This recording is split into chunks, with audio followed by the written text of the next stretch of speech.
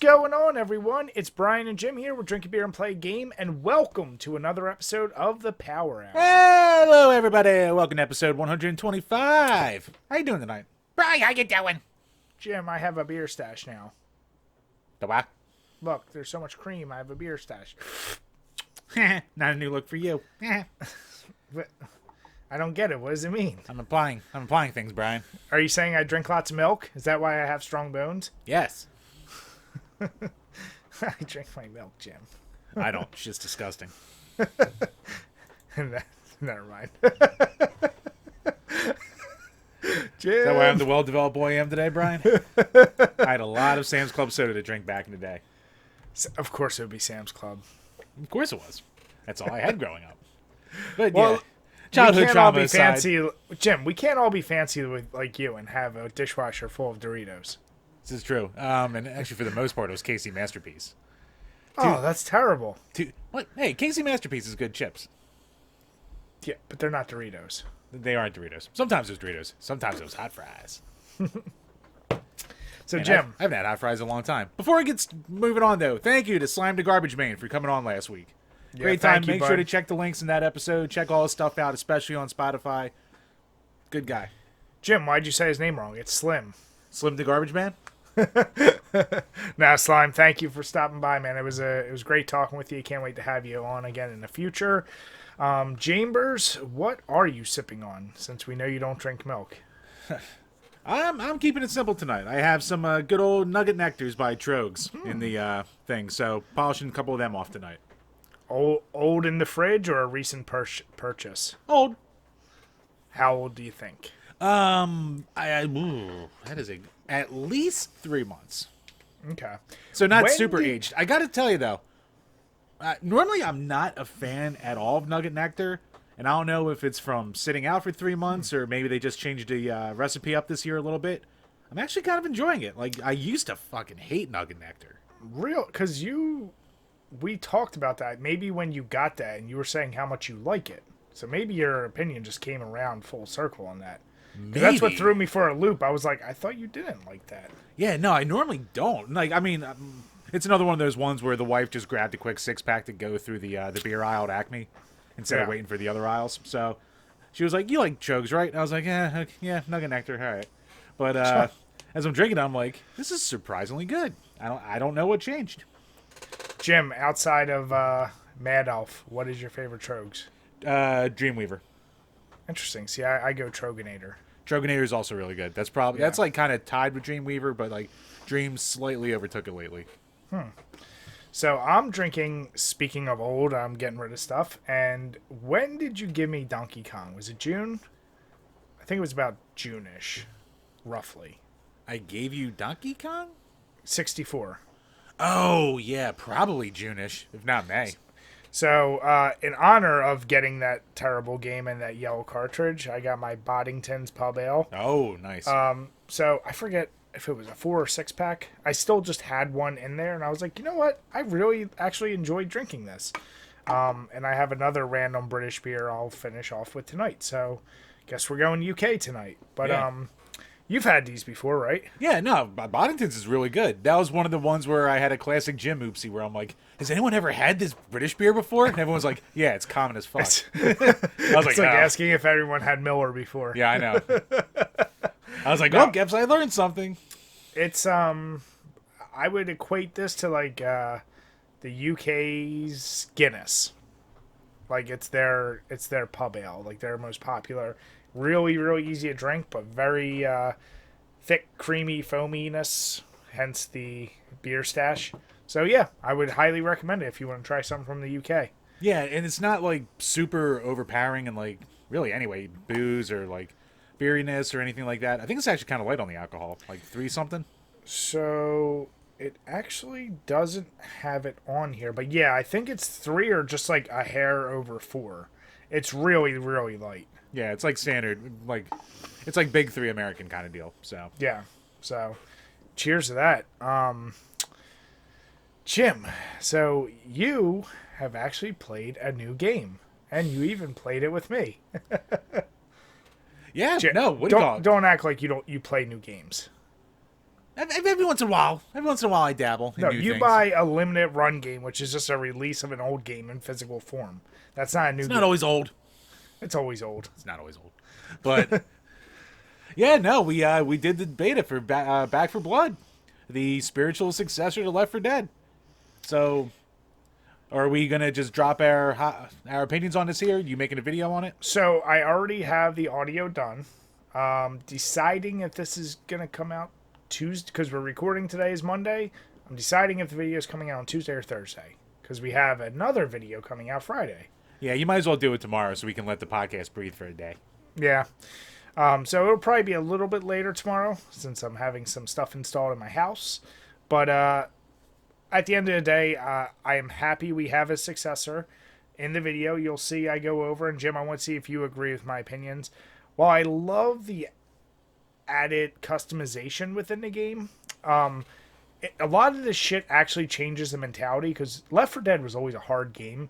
But with this game, because you can get the upgrades for your weapons and you get the money, there's like a go out and grab shit mentality from your team. So people like don't stick together as much, and they just want to run into a room and everybody runs off and tries to get shit. And it kind of forces like a shitty mentality when you're playing with randos. It makes it that much harder for a game that's already pretty damn tough.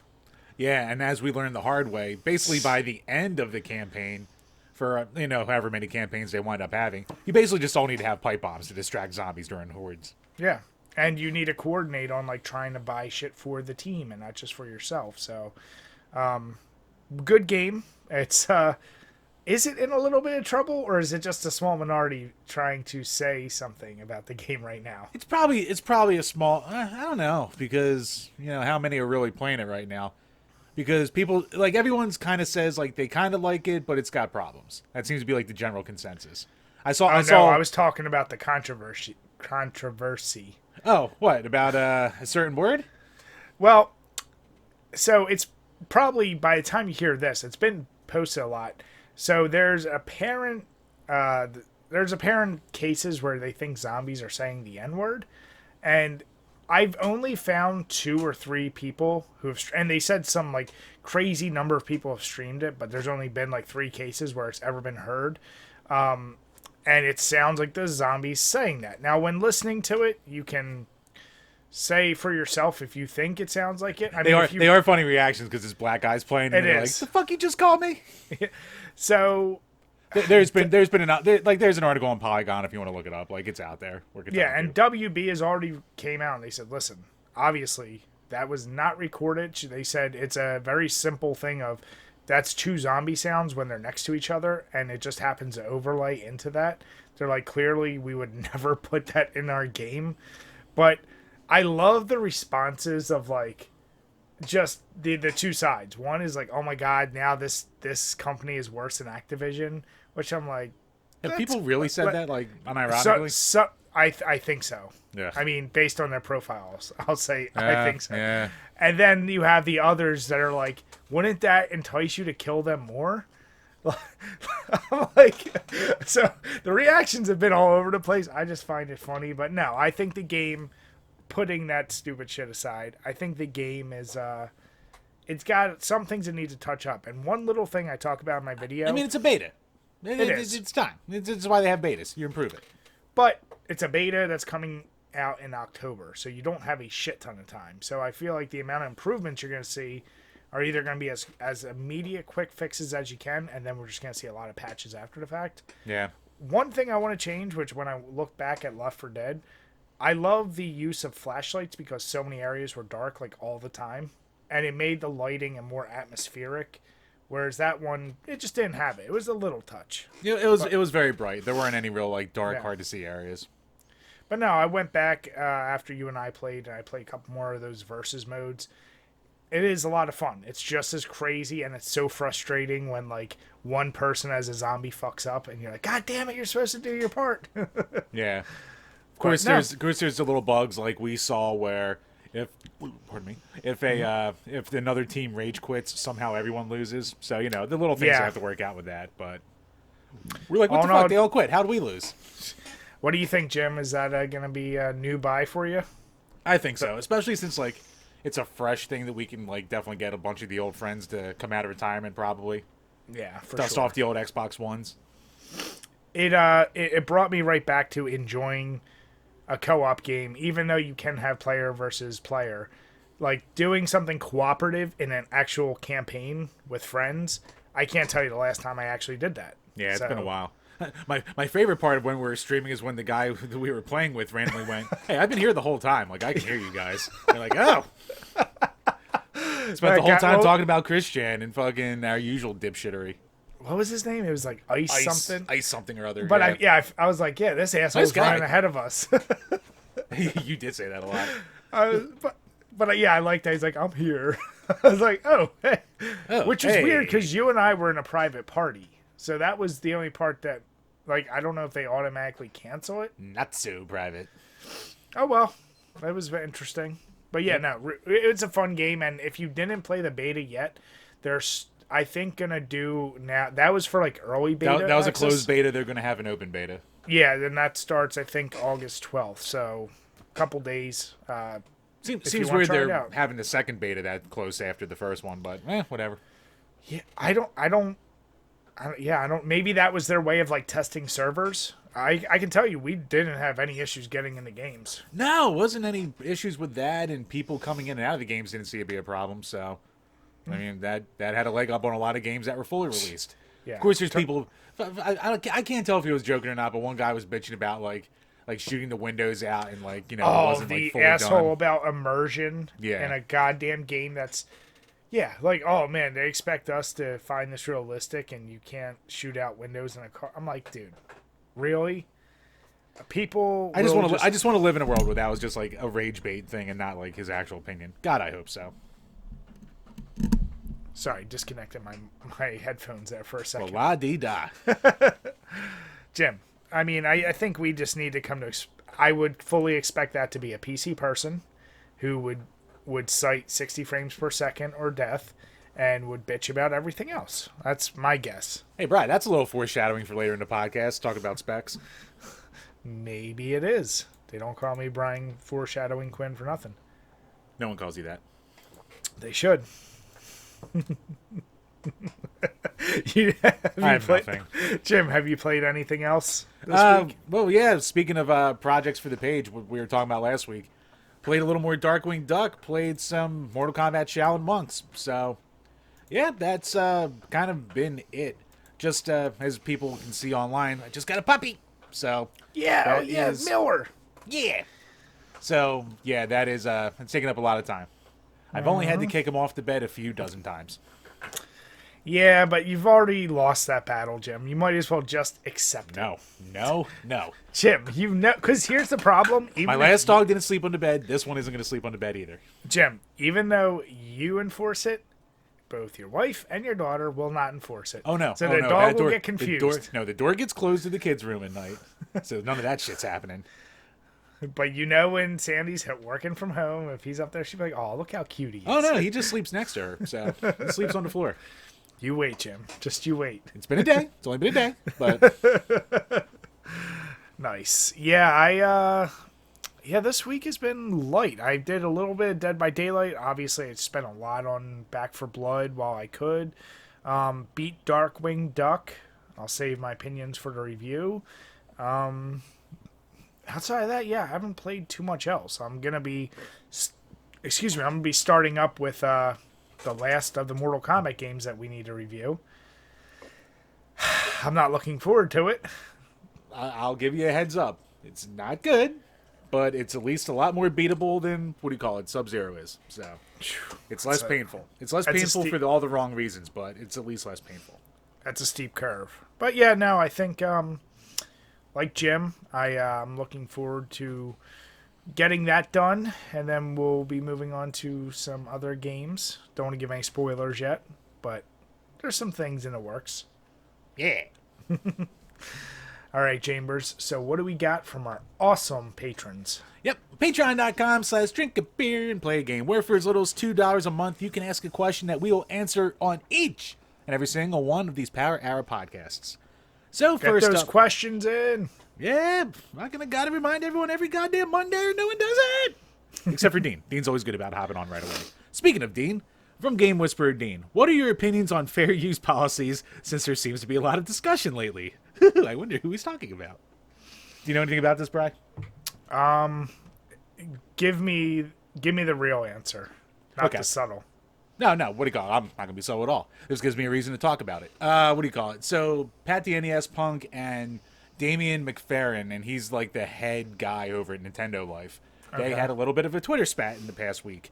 Because basically, Damian called out Pat for using images from Nintendo Life for his thumbnails. So Pat would basically, take a picture off the site that would be somewhat applicable to the subject at hand, put his text over it. If you've ever watched his podcast clips, you know how his thumbnails look. Sure. So, and then posting it up there. So Damien's like, hey, I think actually he reached out first through an email because he wanted to address, like, Pat, I guess, slammed Nintendo Life for, like, talking soft about the Amico or just talking about the Amico. Mm-hmm. And then I also mentioned about the thumbnail thing. And then Pat, he did what Pat does, and he lashed back out, saying, blah, blah, blah, you're just mad because we went soft and called you out and something, blah, blah, blah.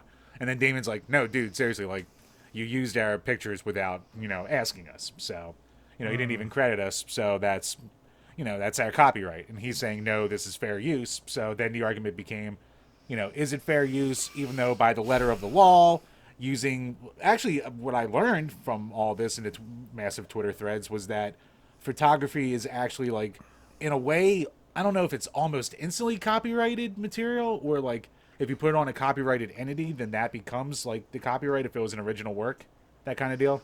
So I know I'm fucking up the actualities of it here. But, yeah, so that became this whole big thingamabobber.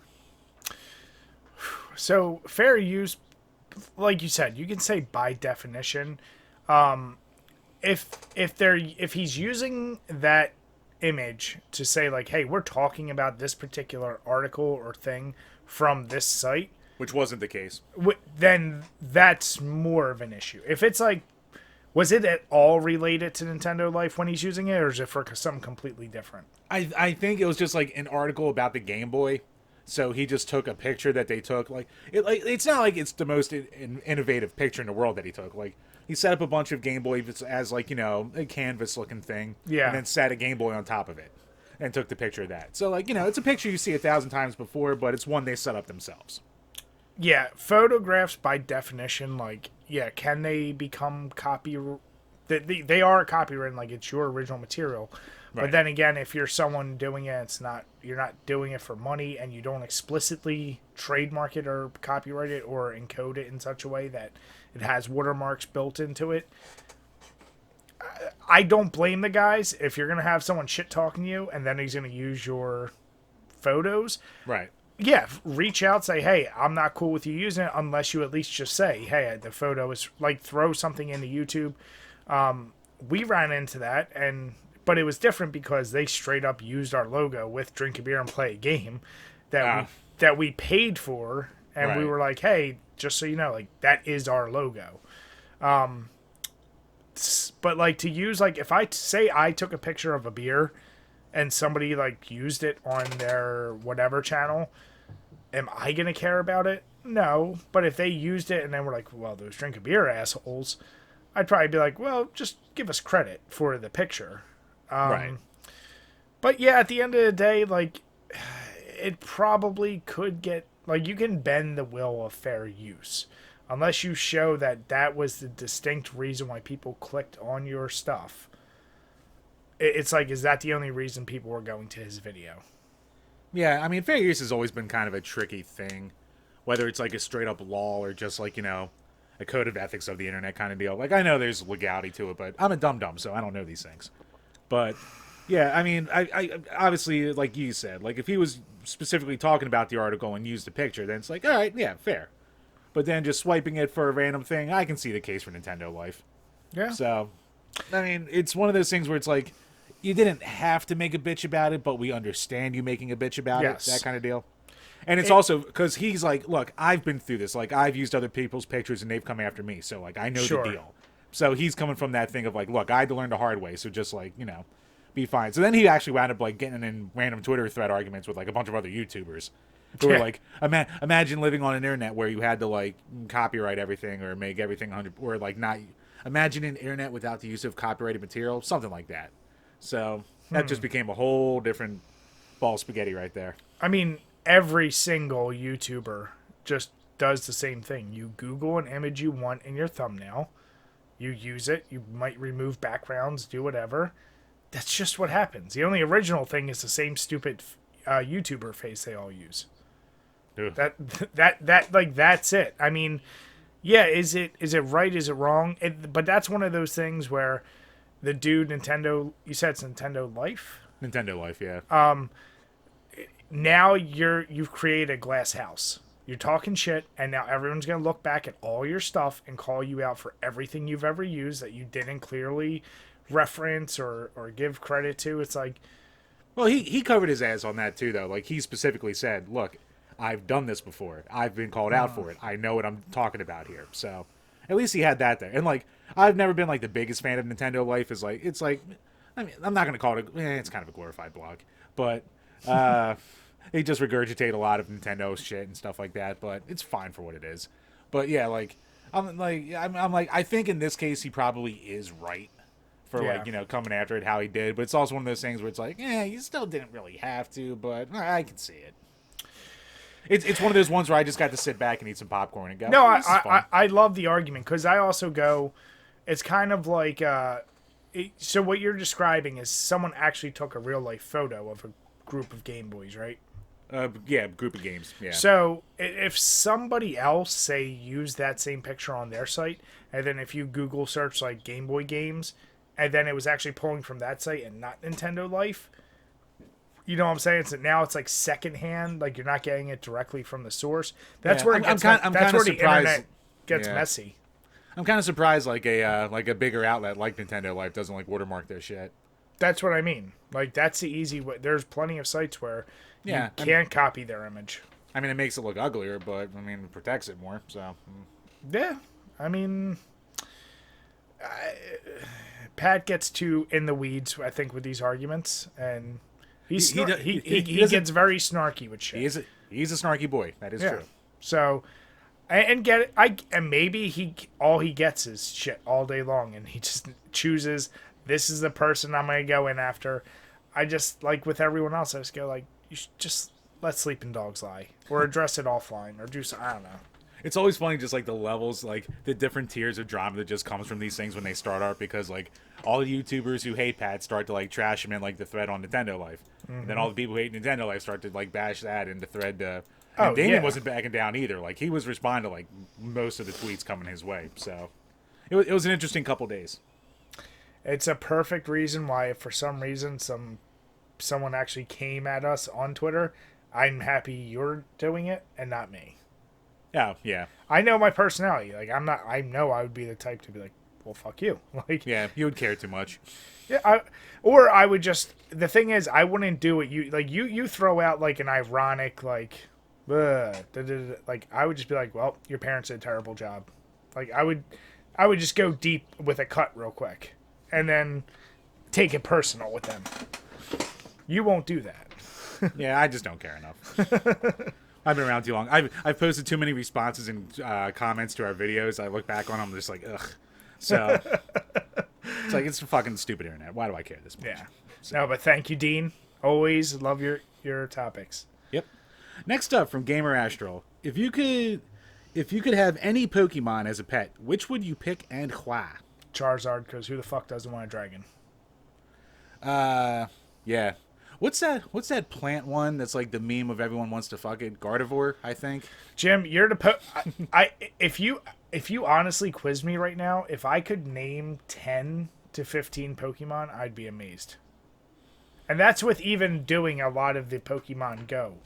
Like, I'm terrible with that. Yeah, which one would I use as a pet? So it needs something reliable. If you wanted to go cute. Yeah, like Charizard's an obvious because you want a fucking dragon. But, like, I don't need... The easier answer would probably be, like, a Mewtwo, because then he's a super powerful being, but he could also be an asshole. Yeah, he could be a bit of an asshole. Yeah. Like, Gyarados would be cool because he flies and he swims. It's like the best of both worlds. I can traverse it. No, you know what? Fuck it. I want a Lapras. Give me a Lapras. Jim, you're gonna get. I want a boat without needing to buy a boat and maintain a boat. So give me a Lapras. Jim, you're getting a Snorlax because that's your spirit animal. Hey, I can sleep on that thing. It'll be big and cuddly. And I can be like all those guys online who buy a big Snorlax and take a picture of them with it. Like a room-sized fucking plushie. There you go, Jim. I can embrace my inner Sigma. Good question, though. I like it. Yep. Next up from Burn Retinas. When HD DVDs and Blu-ray were bidding for the optical disc format wars in '06, did either of you try HD DVD exclusively or know someone who did? We do know someone who did. I was going to say, I almost bought an HD DVD because it was for the, I believe, Dawn of the Dead remake. But I didn't have anything that could play it, and I had gotten my PlayStation 3, and my first Blu-ray was actually Tropic Thunder, which is still one of the best comedies out there. And yes, it is. Yeah. And that's the gift that keeps on giving, because not only is it a funny movie, but every 5 years Twitter discovers it. Yep. And somehow, like, Iron Robert Man Downey did Jr. what? still, like, he'll catch, like, a second of hate, and then it dissipates. So, like, he's, like, almost untouchable with that. Oh, yeah. Well, I mean, someone will try to start that thread, and then people just come in there and go, "You're stupid. Shut up." I know you don't really listen that much Rogan, but I still love his interview with Rogan about that. And he's like, you had Ben Stiller playing Simple Jack. He's like, there were bigger problems here. Depends on who you ask, Brian. Because then people discover Simple Jack after that. Yeah, and I think I paid like $30, which was like back then, like DVDs. What the hell was a DVD cost? $15, $20 tops. They still can go for 20 to 30 these days. Yeah, so paying 30, but I was like, oh man, the picture's got to be great, and yeah, it really was. But no, HD, like I said, I was this close to getting that Dawn of the Dead remake. But who was it that we know? Was it? It was Chris. Yep. What did he buy? He had the HD DVD player on his 360 because he was the first one of our friends with a 360. Yeah. He was the first one of our friends with like a big fucking 200-pound like rear projection HD TV that like only went out in 720. Man. And it was a smaller one too, right? It wasn't that big. It was maybe 27 inches. Yeah. Even though we would all still play like 4-player split screen Call of Duty on that somehow. Of course. But we all made do back in the day, and he still had the biggest TV out of all of us. Mm-hmm. Even with that, dude, I fucking helped him move that a couple times. That thing's a fucking monster. Jim, even though that thing was a monster, it still pales in comparison of the old TVs. Oh, yeah. Especially the big ones. I remember when I helped Juan move both in my house, outside my house, and he had like a 33 or 34-inch one of those, and the back was all that shitty plastic, and you would bump something and it would just crack and you're like, what the fuck? Yep. So, yeah. Moved my brother into college, helping lug that shit. And I was always the friend that helped everyone move because I could lift shit. Yep. That's what you get. Meanwhile, I'm watching you and Matt struggle with a little chair. And I'm like, come on. Look, Brian, see, if you don't put out as much trying, people expect less from you in the end. You gotta play the game, Brian. Don't act like you were being strategic. I saw you attempting to try things. See, Brian learned a hard way to stop trying to attempt things after I made an ass of myself enough times. Ah, Jim. But no, good question. Yeah. Yeah. So I actually I always randomly at one of my thrifting trips. Every once in a great while, there'll be someone just dumping their old collection of HD DVDs. So there'll be 20 of them there for a couple bucks each. And part of me is like, that'd be kind of funny to have, and I'm just like, I would never do anything with it but put it in a box, so I always pass on it. But I was gonna say I know I'm very stupid at technology. I know that PS3 and 4 do Blu-rays and even Xbox One, but can they also do HD DVD? No. So I don't even know, other than our friend with the Xbox. Unless you get an HD DVD player from 2006, you're not going to be able to use them. Yeah. Do we know, I mean, we know the whole thing because of porn, it went to Blu-ray, blah, blah, blah. But do we know, is the picture quality actually better with Blu-ray? Or was it basically the same? I think it was pretty much the same. I think it was just, whatever format Roundup wanting. Wanting? It's not a fucking word. Christ. Words is hard. Which one won-did? Simple Jim. It's, next t-shirt is Simple Jim. I'm gonna put you in the overalls. Optic, do not answer that DM, you son of a bitch. Optic, I'm gonna need you to write. You got a fine brain, Simple Jim.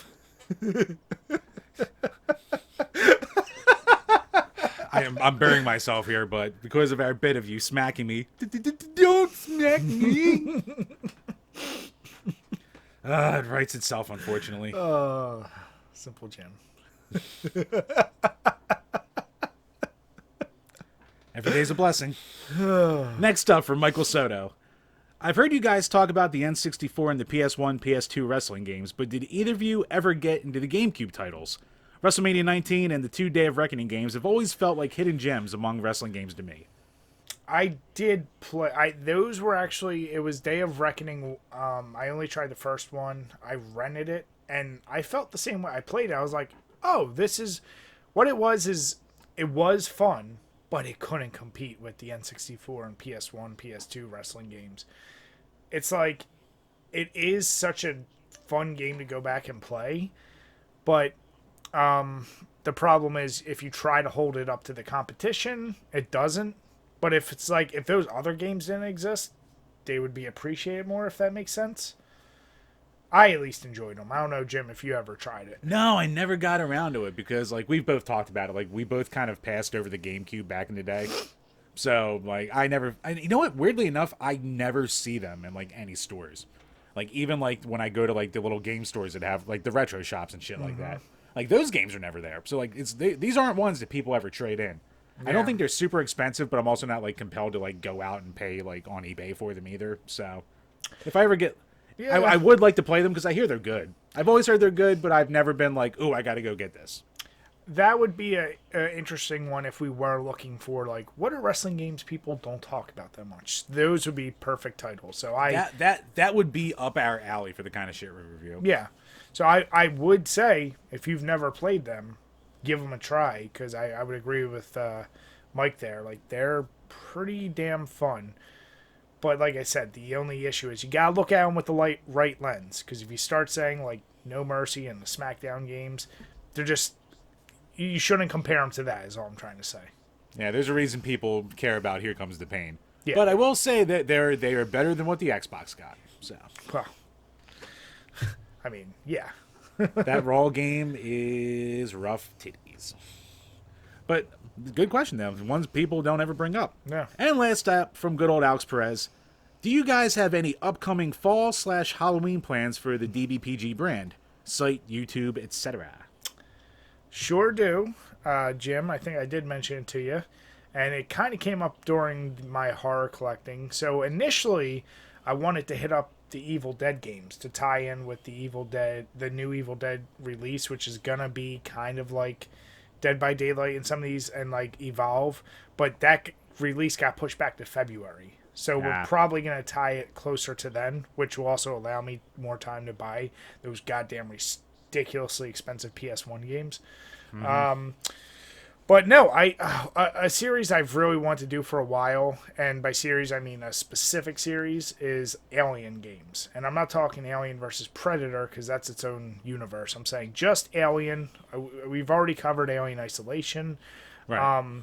And I still have Alien Colonial Marines in a trapping. Alien Trilogy is a Patreon request. So I really want to hit up a lot of those Alien games. I've actually already started getting footage for some of the more really obscure, but for me and Jim combined, I definitely want to hit up some of the more classic, only in the Alien universe games. I have Alien 3 on the Genesis. Yeah, I've been interested to see what the difference is between all the millions of versions, and guess what? There is a million differences between a lot of them. Oh yeah, there's Alien 3 is one of those ones that came out on like every system at the time. Yeah. They're all a little different. And even like Super NES and Genesis, there's some crazy differences there. I'm shocked. I'm like, why? But we will probably hit on that in the review. So yeah, that's right up our alley. It's another one. It's kind of a more obscure, not talked about as much in the horror genre. And yeah, so... Yeah, and I also have a little tickle in my pickle about trying to do what you did with your horror collection and do one of my own. Because Brian, of course, knows how to plan ahead, so we did his horror collection videos in June, which is the perfect time to do them. So I figure I can go through my horror collection in October, like, maybe every Monday, and do it in 4 parts, because with my fucking collecting, I have so many to show. Do you really have that many horror games? I have a lot, surprisingly. Huh. Okay. Well, you have a much bigger collection. Yeah, right. And for those who have commented, I did see it. I still working on getting my digital collection is actually pretty big too. I'm trying to consolidate that to one video if I can. And then I have had an update video of stuff I've collected, and some of it's actually pretty damn rare for pretty great prices. So I really want to get out there. That one you fucking locked into. Well, actually, both of them. It's just the other one was still there. I couldn't believe a week later. Yeah, I know. Yeah, so I was like, "Are you high? Why did you not buy that?" I know. I was like, so oh my people God. will see. Yeah. So, no, but great question. So yeah, of course, just like any good series out there, we love our Halloween, we love our Christmassy stuff, we love our seasonal. It's always been my favorite thing in most shows too. Actually, what do you call it? Speaking of Christmas, I actually have a game that I can feature during Christmas season that is Christmas related that you will fucking hate. Is it for N64? No, it is for the original Xbox. It's a Christmas game for the... What's it called? Well, Brian, it happens to be the Blockbuster exclusive, somewhat follow-up. It's basically a little expansion to Outlaw Golf. 9 Holes of Xmas. Outlaw Golf? What the hell is that? That was like an exclusive early game for the Xbox. Like, it was a golf game, but like with like, attitude and like you're playing as criminals and shit like that because it needed a early 2000s dude gimmick. Because nothing says outlawish like playing fucking golf. Goddamn right. So, yes, Outlaw Golf, 9 Holes of Xmas. It even has the Blockbuster exclusive sticker on it. And I was like, oh, okay, here we go, Christmas game. All right, well, that's fine because we'll make a drinking game and I'll beat you like I did in golf NES. You probably fucking will. Jim! I will give you no hints. Jim! No, you can swim up that river yourself. But Jim. Cream always rises to the top. Yeah. All right, Macho Man. That's just an old saying. He perfected it. It's his saying. He took it over. God damn it, Jim. The only thing he took over was Slim Jims. Hey, where'd they be without him? I know, that's true. I still bite it the same way, too. Goddamn right. I'm so mad I don't hear the snap. I know, fucking false advertising. No, but great. That wraps up the questions for this week. So great question, Alex, once again. Expect a shitload of Halloween content like we always do from our fucking page. And once again, thank you to all of our lovely patrons.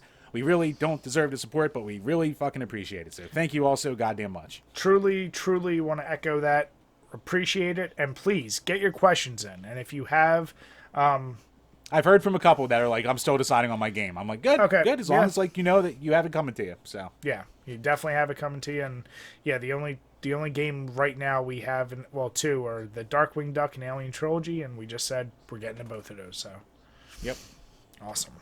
All right, Chambers. Before we get back, I just noticed I've been shaking the camera a lot because I had my foot in a weird way and I was scratching it because I got stung 3 times in the foot by bees while I was mowing the lawn. So my foot swelled up. What the fuck? What are you mowing in goddamn flip flops? No, that was the worst part.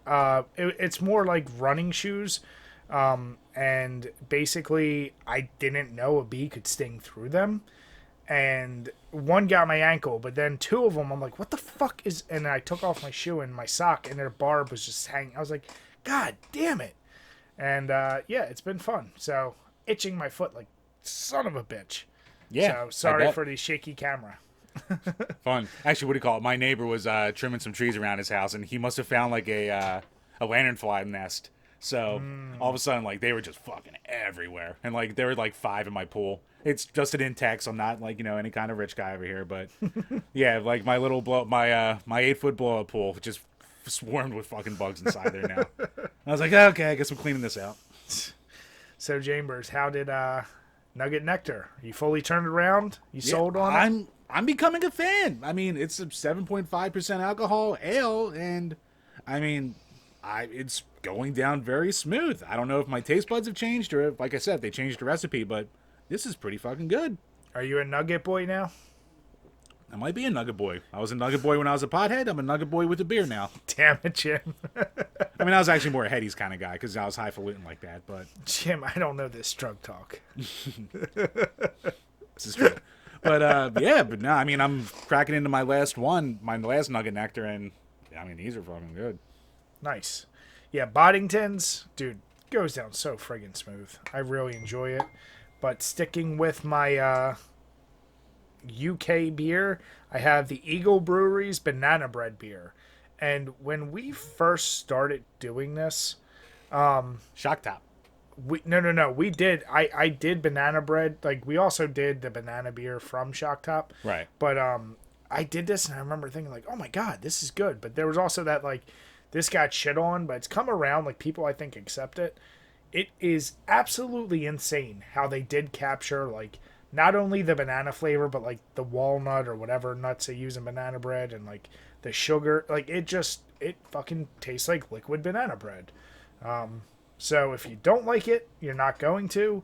If you do, you'll enjoy it. It's 5.2%, so it's not too heavy, and it doesn't sit heavy either. So, pretty interesting one. Who do we have on our podcast that told us about if you combine this with, like, a chocolate beer, it's like making a... Oh, shit. Who was... I can't remember. I know what you're talking about, though. Yeah, like, so that's something I still have to try, but pretty damn delicious. Yeah, no, I mean, everyone's, like, a lot of these beers are, like, gimmick beers, but when you find the ones that actually taste like what they say they are, you're like, wow, how the fuck they do that? I still fuck around with that Wild Blue. Remember back in the day how much I used to push that? But that was also because it was like 6 or 7%, but tasted like delicious, like legit blueberries. Yeah, and that was before we were really going hard into the craft shit too. That was like 09-ish. Yeah. So, yeah, gimmick beers, they work sometimes. All right, Jim. So this first article, I had to read up on it, but Tencent called video games basically spiritual opium, and they were called that by the Chinese media. That's right. I'm sorry. Yeah. Yeah. So okay. So quick rundown for those who don't know. Tencent is a massive like multimedia company, and they own all kinds of fucking shit. I think they own TikTok. They own like Epic Games, so they own the Epic Games store. Like they're gigantic, and they're one of the most hated companies in the fucking world for like all their spying on you, Chinese spying, blah blah blah blah blah, all that kind of stuff. Mm-hmm. So apparently they're hated by their own country too. So apparently the news article from reading. It's from GameSpot. Well, this article is from GameSpot, but the Chinese media outlet known as the Xinhua News Agency, which is government-controlled, basically said that they were a form of spiritual opium and like legal and electronic drugs for children and gambling addictions. So it was like, wow. Apparently, China's always had like this massive like hatred towards video games. I mean, China's always very strict with their media anyway. But they didn't even allow consoles to be sold in their country until 2015, which I didn't even know about. That's fucking crazy. So after this article came out, or this, I don't know if it was an article or a story, but either way, Tencent's stock took like an 11% dip, which is huge. Mm-hmm. So, yeah, it's just funny to see like one of the biggest companies in the world being shit on by their own country. Well, like you said, so China already has policies in place to try to limit gaming with their youth because there is an addiction problem there. But is it, now this is complete bro science, and I know I'm going to fuck it up. Is it Japan or China that has reported having issues with males, like, that's not Japan. dating? Is it Japan? Yeah. Okay. And there, once again, they kind of tied it to gaming and, like, addictions of that sort and porn. So China... it seems they're very strict about gaming. And like you said, Tencent probably being, I would assume, the biggest thing coming out of China when it comes to that. Yeah, just talking off the top of my head, I would say they're probably the biggest like multimedia thing to come out of China. Yeah, so here's the thing. Besides iPhones from child labor, huh? Is it incorrect to label video games as an electronic drug? Or a spiritual opiate? Like... You could probably make an argument, especially with the ones that Tencent likes to push out there. Well, here's the deal. Are video games addictives? Hell yeah.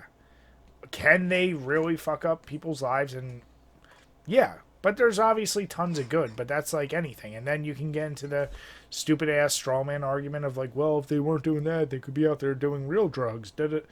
Yes, like, but should the Chinese government have said that? Probably not. But then again, it's just odd for them the to Chinese government to do that, though, because like I doubt even I would like. I mean, once again, bro science, as you said, are just being a typical an ignoramus like I am. Like I would assume that Tencent's reach would be affecting countries outside of China more than just straight China with all the restrictions they have.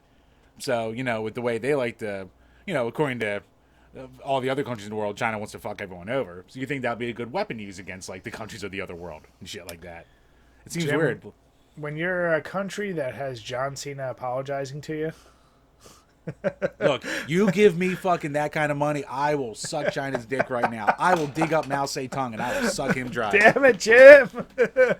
I will pray. Look, Brian, I won't be like one of those blue hairs on Twitter who unironically want to be in China. I will do it for the cash. Jim, well, you always do post how Taiwan is its own country. I mean, it is. Jim, now you have to apologize in Chinese. No, they don't pay me shit. Just don't kill me. It's a very odd look. I mean, they clearly have a history of anti-gaming, I would say, and with anti-addiction laws. Is it a smart move? I don't know. I don't think they worry about the smart move. They clearly just wanted to say this, and I'm just shocked it took that big of a dip. Like, maybe that was more Chinese investors, because I don't feel like anyone in America, American investors, would see that comment and be like, oh shit, drop my stock in Tencent. Yeah, but exactly. I don't know.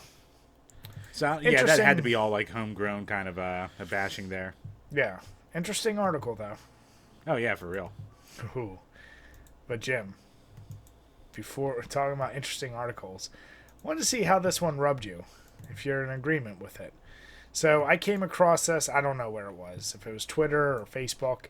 I sent it over to Jim from ScreenRant.com. Now, granted, let me preface this. Any site, anywhere, can make a list of top best or top worst, da-da-da-da-da. So they decided to make every Sega console ranked worst to best.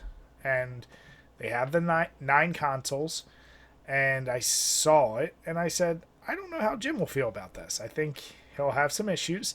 But I wanted to go through the list with you and see if you agree in general with the rankings. Yeah, I mean, I've already looked through it, obviously, but yeah. So number 9, we have the SG-1000. I don't even know what the fuck that is.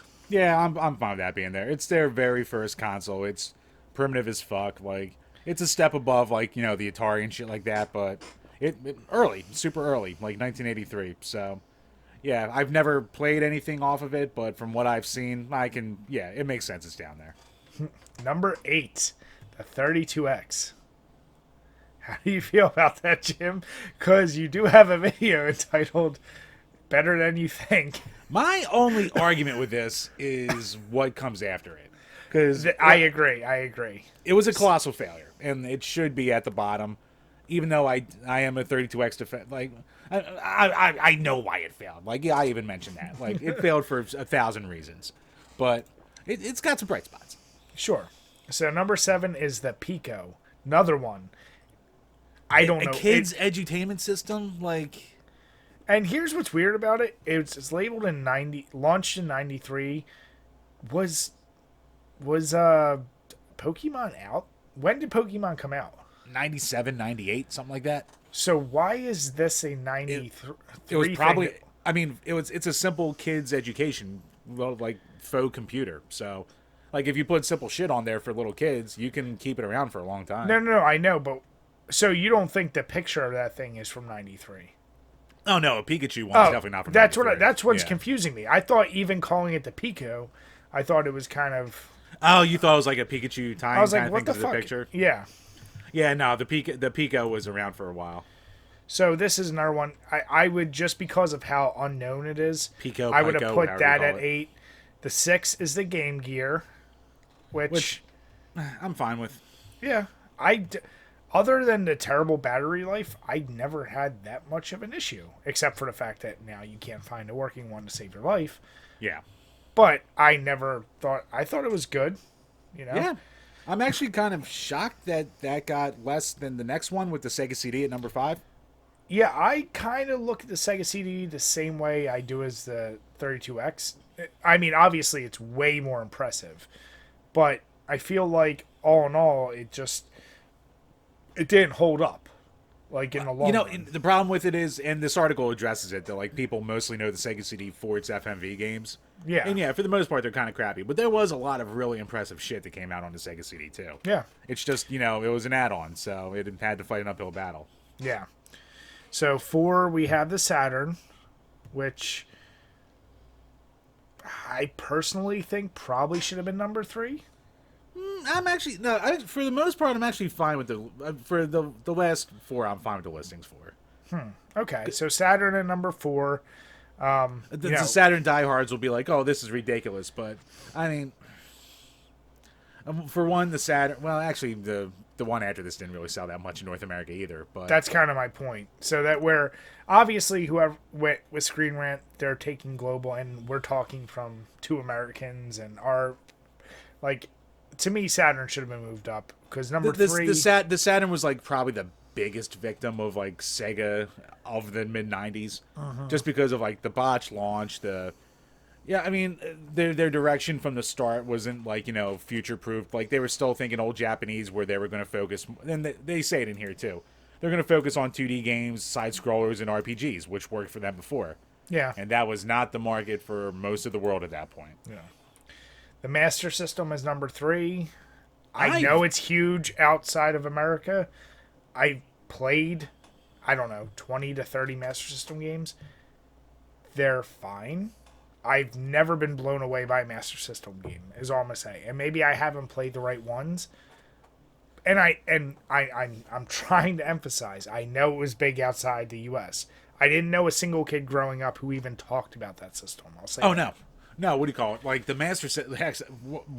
My biggest memory as a kid of the Master System was being at Toys R Us and going through the value bin section, and I picked a Master System game up unknowingly because it just said Sega, and I was like, "Oh, Sega So Genesis, that's the Sega." And I brought it home, and of course I couldn't play it because it wouldn't even fit in there. It's a fucking Master System game. I didn't know what I was doing. So, like looking back, I was like, "Oh shit," because like I remember the white box and all that crap. So looking back, I'm like, "Oh crap, that was a Master System game." But, I returned it and all that bull crap. But, yeah, that's, like, the only thing I knew about it. So, I've only gotten into Master System in the last couple years. And it's another one that's, like, kind of cool. It's in that, like, TurboGrafx thing for me where it's, like, it's got its own weird feel to it. Even though, like, there's a reason the NES blew it out, especially in North America. But, I do tend to like the Master System way more than I expected to. So... The only good thing about I would definitely say it's underappreciated in the long run, because like the 2 biggest markets in the world are Japan and the United States. So like it can be huge in Brazil and the UK, but who cares? So you got to be big in the US and Japan, and if you're not, then you got problems. So yeah. I still would say it's underappreciated for what it is. Yeah, personal opinion, I would just like I said, I would swap that with the Saturn, which is fine. I think you can flip flop them. I think that's fine. 2 is the Dreamcast. Which makes sense. Makes absolute sense. It's still, regardless of its like most Sega shit, its flaws, had great games and very revolutionary for its time.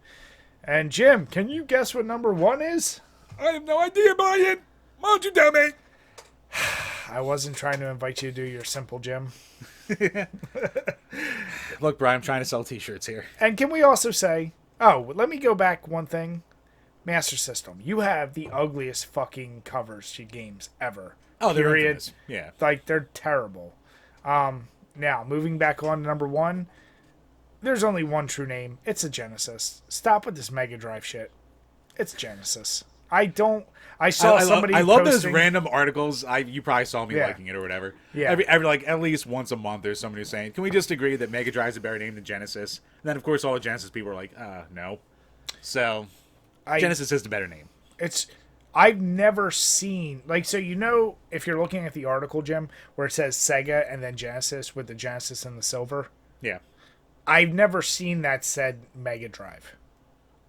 I've Well, I mean, only ever seen Genesis. Even well, you're North America, so I of know, course. but I'm saying even like with us and stuff, like I don't know. It's fucking Genesis. It's better. Yeah, no, I've seen it. Look, Brian. One, everyone likes to be like, "Oh, the Sega Phil Collins." Yeah, it's a great fucking band. So go fuck yourself. Yeah. Two, I don't remember the Doomsday device from Star Trek II: The Wrath of Khan being called the Mega Drive. I remember being called the Genesis. So how about go fuck yourself? It's a better name. And how about New Revelations, Jim? Yeah, goddamn right. So you know what? It's Genesis. Of course, it's number one. It's undoubtedly number one. So it's got to be. Yeah. Yeah, look, I don't care what the rest of the world thinks. All the, the Europores and everything like that. Like, yeah, you can, enjoy your Mega Drive, but we all know it's a Genesis. All right. So we want to see what you guys think of this Look, list. let's put it this way: if your favorite sport is just kicking a ball for maybe one goal in a game, you don't get to tell me what the better name for a system is. All right. We are people of action and excitement. Goddamn it, Jim, the hate's gonna flow. Dean, I love you. Don't talk about their footy ball like that. No, but I would say, like I said, get that Pico a little higher. I would swap that with the 32X and do You the mean lower? swap. Yeah, go Pico 8, 32X 7.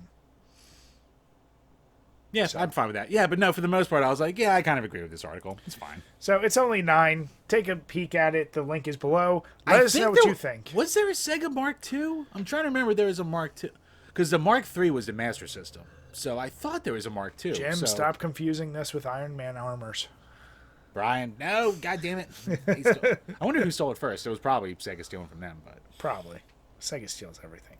But then again, would Japan have had Iron Man comics back then? I don't know. You tell me. Think about it. I don't know. I'm not going to think about it. No, think about it. I have precious little brain space as is. I cannot talk tonight. Goddamn Simple Jim is taking over. Oh, you for sure. Fuck. Just realize, Jim, we are gonna get the T-shirt, and you are gonna walk in the room with overalls on and that wig. So it's gonna happen. I just need you to get your mind in the right place for that. And well, I'll with be all the dressed up content like Robert Downey Jr. in that movie. Yeah, well, you got to do it full regalia, Bri. You can't half-ass it. You got to go full. I'm a full lead bore. farmer, motherfucker. There we go. Let's get the shoe polish. Let's do this.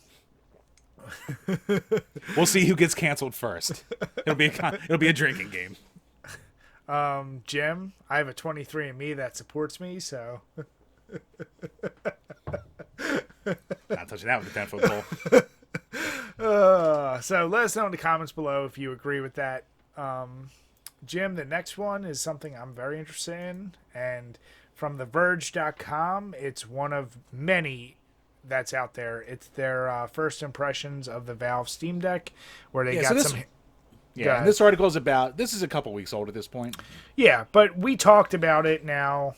I think the last 2 episodes where we're touching on it. It's obviously gaining a lot more traction, and companies are getting their chance to go in, try it out. And this guy, Sean Hollister, was able to go over to Valve, play the $400 version.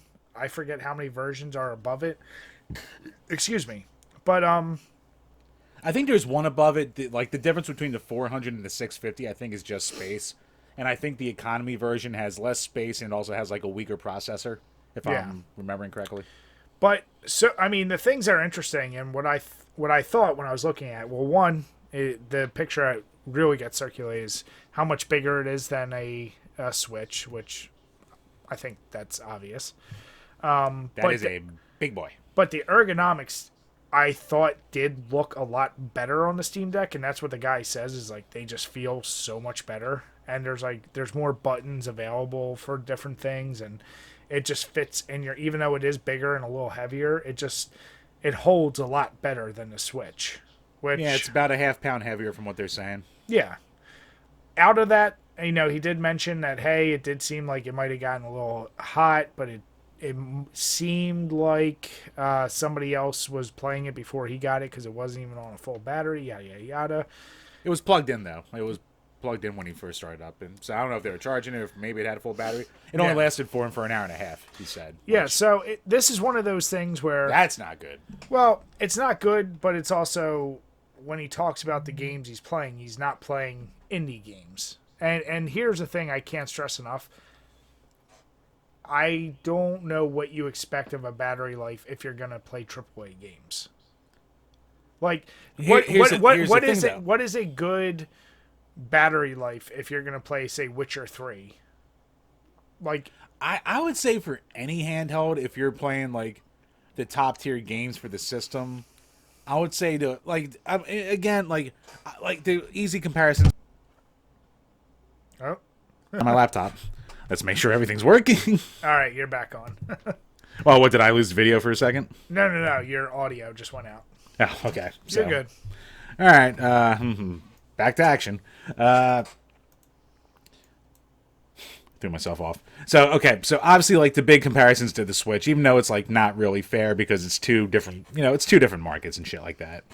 But if I was gonna think about it, like, I would at least want 3 to 4 hours, which is what they say you can get if you play like if you're doing the smaller games, yeah. No, they're saying 3 to 4 hours for the bigger name games. They're saying 8 hours for the indie games. So like I would kind of expect that, even though it does seem light on the side, but like here's where it comes down to. Like, the thing with Steam and Steam players, like, obviously Steam, they're all PC players. Mm-hmm. And PC players love their specs and they love their performance. So this thing is shooting for 30 frames per second minimum, which I think 30 frames is fine. But you know what? Tons of people, fucking spoiled assholes these days, say 30 frames is unplayable. Like, go! That's ridiculous. Go fuck yourself. 30 frames is unplayable. Suck my ass. But no, 30 frames is perfectly playable. And if they can keep it to that, good on them, because that's better than a lot of Switch games. But, its only max output, I think, is like 800p or something like that. So, you're not getting the full experience, but it's, a low to mid-range, gaming laptop or something like that. It's kind of that deal. Yeah. I mean, what I like about this is it is the PC nerds that are spec'd out. Of course, they're never going to leave their $3,000 PC or whatever, crazy laptop. This appeals to someone like me who I do have a nice PC. But there are games I would like to not have to sit at my PC and play. And if I could be upstairs, like in bed or taking a shit and playing through, like, I would gladly enjoy that, because Steam has the best library and the best amount of cheap games available from any system. Xbox is a close second. With Game Pass, yeah. Especially if you can eventually put, like, a real OS on there and then put Game Pass on there. Like, that'd be huge. To me, that's... which they weren't able to show off yet. And, like, they only showed off, like, a simple version of Steam OS. Yeah. And, obviously, like, he didn't take it outside, so he couldn't test it outside and shit like that. So there's a lot of variables that he couldn't do in his, like, hour and a half play testing. Yeah. And I know there's been some videos since that have come out with people getting more in-depth into it, which I haven't watched yet, to be honest with you. So, I mean, here's the deal. You play the Switch because that's the only thing you kind of can play, because you can't dedicate going downstairs playing. Like, if I have the option between playing on Switch or my Xbox, I'll play my Xbox. Switch, I usually reserve for games I can't get on the Xbox, or if they're really simple games and it is like I said, I'm taking a shit or just doing something, I'll play it there. I'm not taking it outside. I'm not taking it anywhere. So the Steam would be kind of filling that same role of, I'm just playing when I can on it, but it's not like my main go-to. I'm using it. It is expensive for that reason, but like you said, if they get Game Pass on there and you're able to run all those Game Pass, oh man, that and like the EA and all that, the number of games on there is crazy. Like, if I could play Fallout on the go, that would be pretty goddamn insane. Yeah, like, you're not going to be doing that out of the box, like, but, if they implement, real Windows OS on there, whatever version they're doing, then you make it work, you make it fucking work. That'd be cool. Yeah, so... And like he was saying how, like, he could, like, start up a game from his Steam library and, pick up where he left off, which is cool. That's awesome, yeah. And, like, the mouse feel has that same feel as, like, the Steam controller, which, make of that as you will. Like, again, it comes down to the thing of, like, Steam has to prove it can do hardware that people want. And my biggest holdup, like I've said before, is going to be, like, Steam and PC nerds are all about specs and performance. Yeah. So, like, I think the majority of... It's going to be a niche product as is, but I think it's going to be niche within its niche because, like, for the most part, like, they don't expect less when it, or bleh, they don't accept less when it comes to their performance. Yeah. What it could do, the only thing I think they could do is hope they're leeching on those people that are like, they're Nintendo, but they're not diehard Nintendo, who like the Switch, and they're like, oh, I have now the ability to play all these Steam games, which are much more, and it has a better, like, everything when it comes to the games available. And like I said, people like me who float in between, yeah, the hardcore PCers, they might get it for a gag almost, but they're not. I don't see it selling like gangbusters. I'll tell you that. Yeah, and in a weird follow-up article from IGN it's probably been other places. The Steam Deck, like, it's getting a dock, so you can play it on, like, bigger monitors and shit like that. Does not get a performance boost when you dock it. So that's very weird. The Switch is known for, obviously you put it in the dock, it boosts the resolution that's coming out of there to, it's not 4K yet, but, it'll boost it to 9 something or, maybe 1080 in a couple games, that kind of deal. But yeah, no boost at all. And Valve basically said, yeah, we didn't want to focus on the dock boosting performance. We just wanted it to be able to, like, they didn't want to spend the time and resources on that, which seems kind of weird. It's like, if you can, why wouldn't you? I guess, in their defense, if you were going to make a system, let's give you a system that we can do the operating system, do the Xbox, do Windows, like you're saying, do all these other things. Let's just get that. If this sells as a legit think of this as like their version of the Wii U. Not saying it'll be a failure like that. I'm saying, right. Think of it like as their first attempt, and if they can get it functioning okay, then the next one would be, okay, now you can dock, and now the whole gap of PC players versus console, now this is kind of your console version. You do 1080p, whatever, boost it up to it. Maybe it makes sense. I don't know enough about the hardware and programming. It's an odd choice, but yeah. I mean, maybe it's R&D that they don't want to risk, but here's my thing with it. Like, I think they're going about it wrong with who they're marketing this to. Like I said already 1,000 times, like the hardcore PC people care about their specs.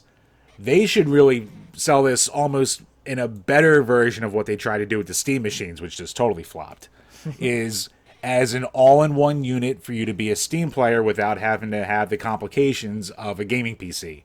Now, PC people will tell you it's not that hard anymore, and it probably isn't. But for the normal person out there, they still think, ooh, gaming PC, that's too much of a, a thing to jump through to trying to get into that world. Yeah.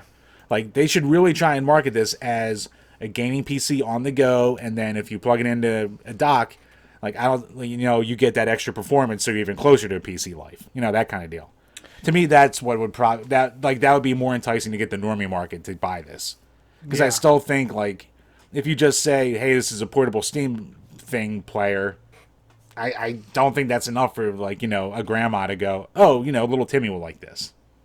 Yeah, marketing is going to be key here. And so far, they haven't hit it out of the park for making it. Because that's the only gap they need to bridge, is the casual gamers who, like, don't want to go through the bullshit of playing PC. Right. So, yeah, it'll be interesting. We definitely are going to keep following it. And like you said, this is a system I'm actually interested in. I'm not going to pay its brand new price, but I will get it eventually, without a doubt. Yeah, who knows? Maybe it'll bomb, and maybe you can buy it eventually for super cheap. Which, where the fuck did I... Oh, wait, I think it's right here. Damn it, Jim. Or you can wait like most Steam hardware for it to fail, and you can get overstock and buy like the Steam controller for $5 goddamn like I did. I've still never opened it. Damn. I was like, Steam controller for $5, I'd be a sucker not to buy it. Jim, that's like most of your collection. Never opened it. Incorrect, sir. So you guys let us know if there's anyone out there who has a lot more information, or you're really interested in this, please let us know, reach out. I'm curious to see what most people's general consensus is. That's not a PC snob. Let me put that out there. Yeah, let's hear from the normies. All right, Chambers. So we are going with one of our recurring bits. It's which is better. And this time, Chambers actually put up the topic. So go ahead, Jim. Why don't you lay it out there for us? Yeah, so one of my stupid daily, gaming posts, show a picture of a game for, Twitter clout. I threw up there Forsaken, which is like one of the most infamous games of like the cover art not telling you anything about the game you're about to buy. But it's eye catching, and it's one that all of us pretty much remember who were around in that era. So it got me thinking, what do you think's better? An eye catching cover or one that accurately shows what to expect from a game? I'm always going to say eye-catching because I thought of the inverse of this. How many truly accurate, like without zero knowledge of the game, like okay, so I think of a game like, let's say, even Resident Evil, the shitty one with the Chris with the mutated face or whatever the fuck it is. And all you see is him holding a odd-ass gun and there's two giant spiders. And you're like, what does that tell you? It tells you there's... I as a kid, I didn't know what the fuck it told me. I only knew about that game because somebody told me about it. And it's like zombies and other stuff. Obviously, there are different covers out there, but that's the cover I saw. And I went, I don't know what this is. But it still did kind of catch my eye as like, what the fuck is going on here? Now, there can be games like Streets of Rage is a game... Streets of Rage 2, I should say. That's an interesting cover. It's like people fighting in the streets. Okay, it kind of tells you a little bit. But I guess when you're saying eye-catching versus accurate, because there can be eye-catching accurate covers too.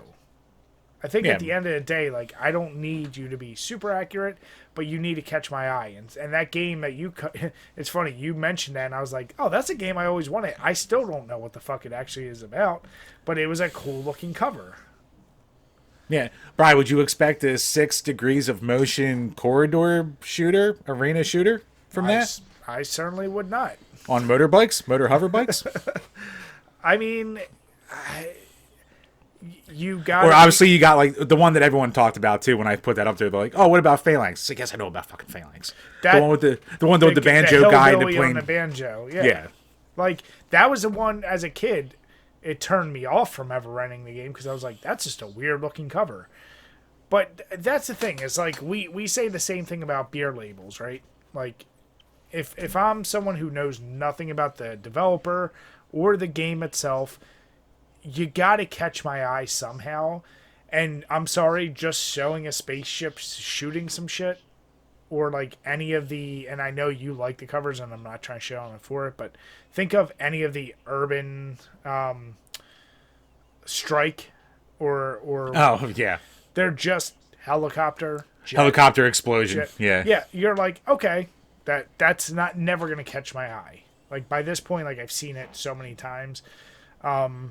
So give me something new. And then there's covers that go to minimal, like other things we've talked about, where I'm only going to play it if I really know it. So I'm always going to say, catch my eye with a good cover. I don't care what your product is.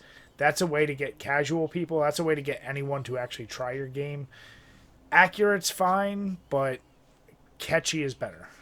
Yeah, obviously the perfect world is accurate and eye-catching. Yeah, sure. Like you said, like, like say Sonic the Hedgehog or Super Mario or fucking, shit like that.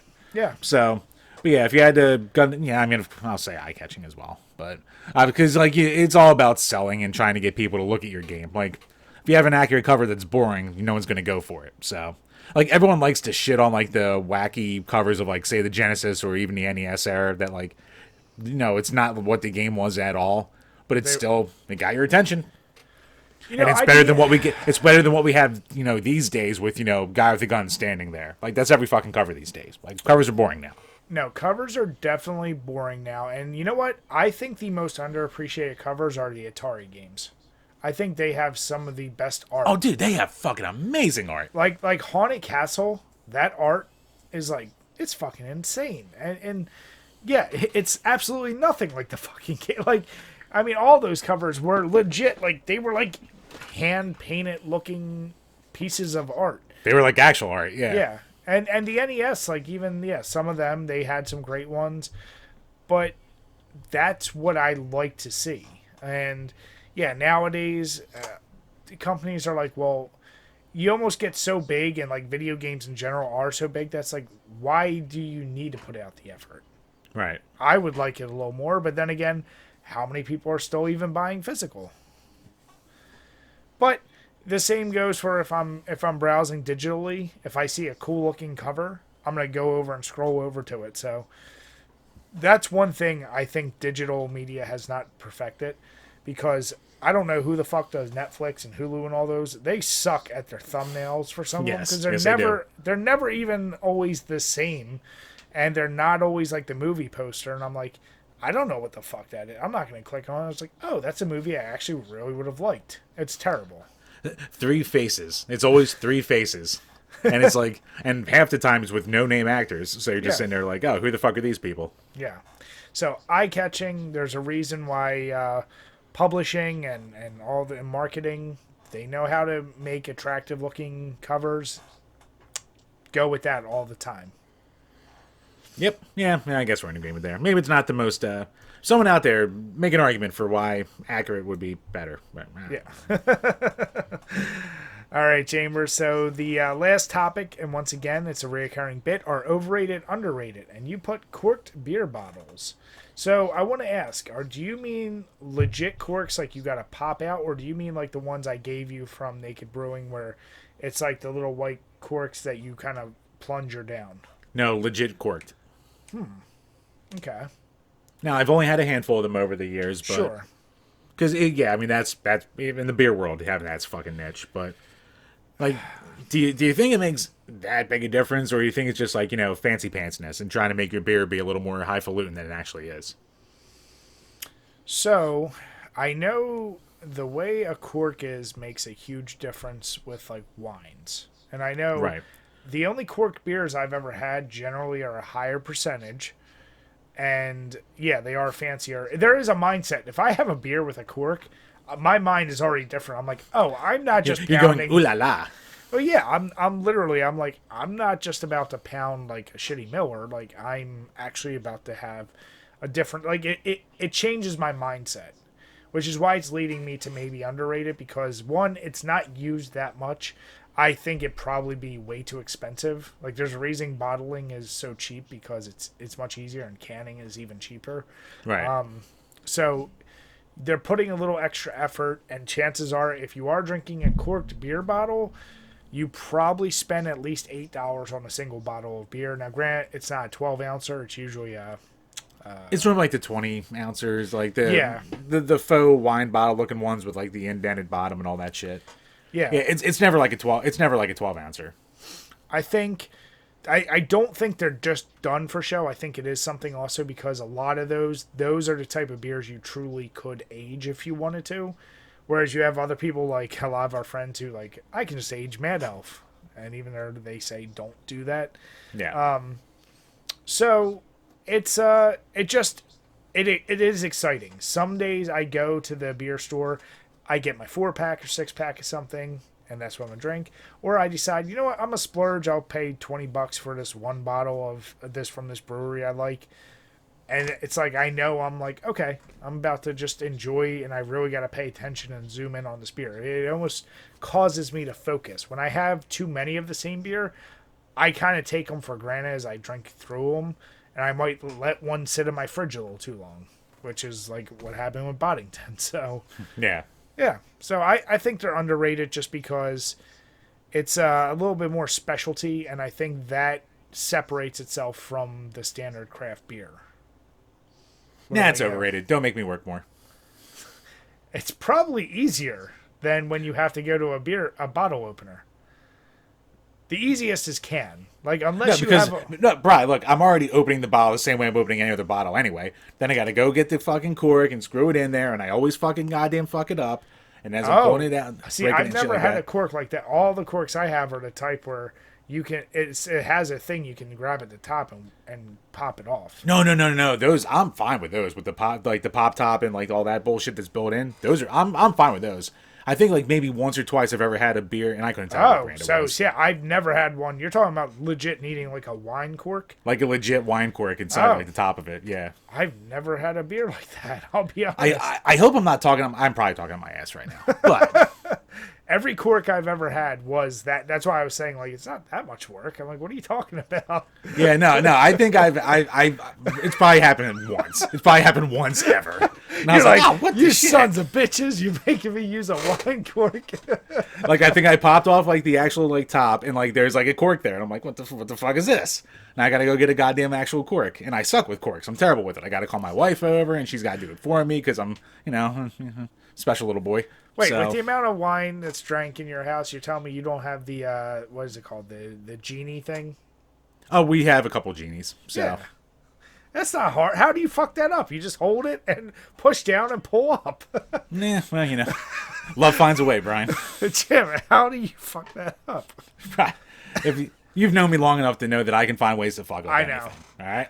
Yes, I would say if there are I haven't had that. That would be annoying to me too if I had to go through that for a beer.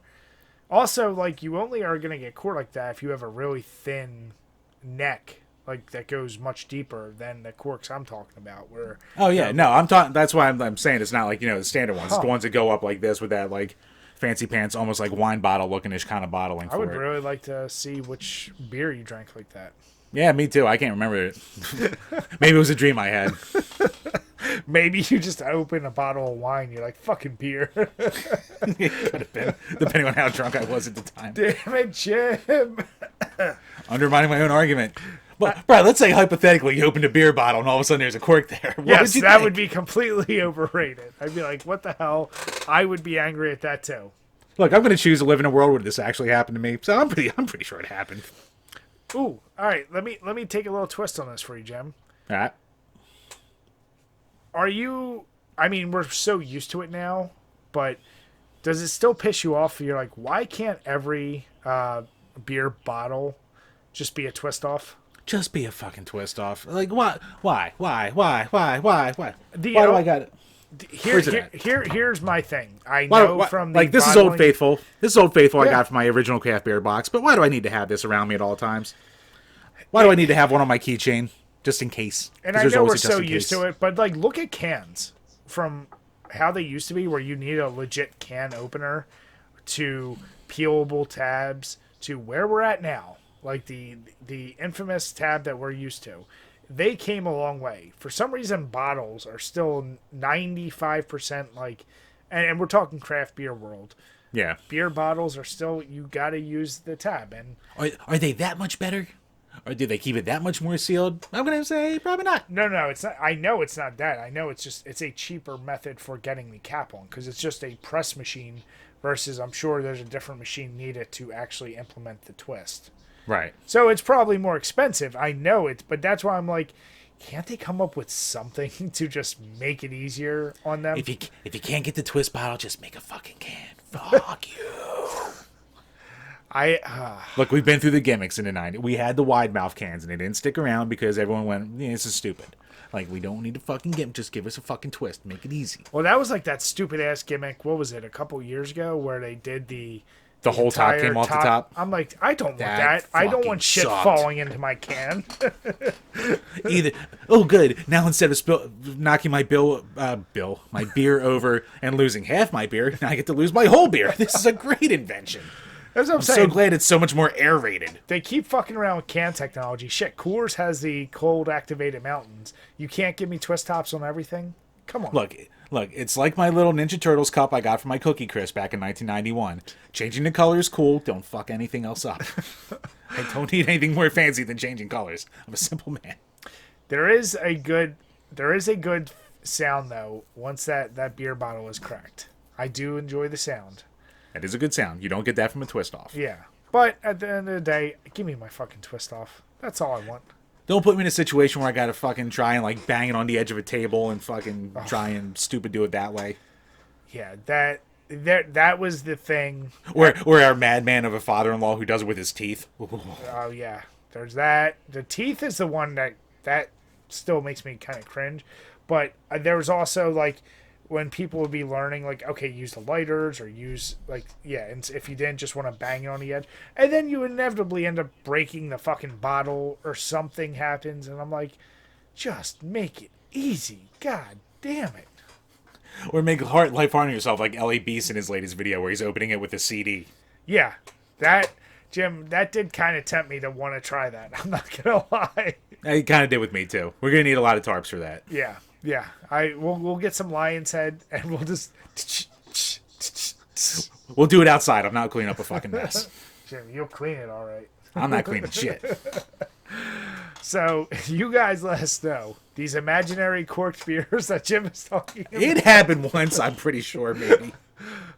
Or yeah, what do you think about twist offs versus actual beer bottles? This will be the one episode the beer community actually finds and goes, "What the fuck is this guy talking about?" Yeah. So Jim, speaking of your beer, you're done with your nugget nectars. So you said you were sold from the first one. Second one go down easier? I don't know how these are 93 IBUs and go down so smooth. I don't know. What happened? What did you do? Why is it so smooth now? I don't get it. I used to hate this fucking beer, and it's like, I really enjoyed it this time. You're practically Mr. IPA now, so you're used to probably the 120, 130 range of IBUs. So, yeah, this is probably lighter for you at this point.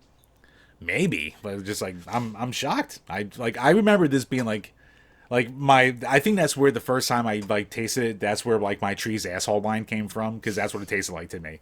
And now I'm just like, ooh, this is delightful. Yeah, yeah. Good old Troggs. Good old Troggs doesn't miss again. What do you expect? So the banana bread beer. Like I said, it goes down really easy, and it has the taste of it. I'm not going to say it's amazing, but I will say, once again, if you're looking kind of for a dessert or just a niche beer, try it out. Both of them from the UK. I guess those Brits got something right. No. These poor Highland countries needed something to do, Brian. They have to pretend the ZX Spectrum is pretty good, so, they have so little. So with that, everyone, we want to say thank you all. If you've stuck through with us, we really appreciate it. Please make sure you hit like and subscribe below. And if you haven't already, you can subscribe to us on iTunes or Spotify. We'd really appreciate it. If you can, leave us a rating. Give us a 5-star. Even if you want to bash us, we will answer you in the comments below. And with that, we want to say have a good night and cheers. Cheers, guys.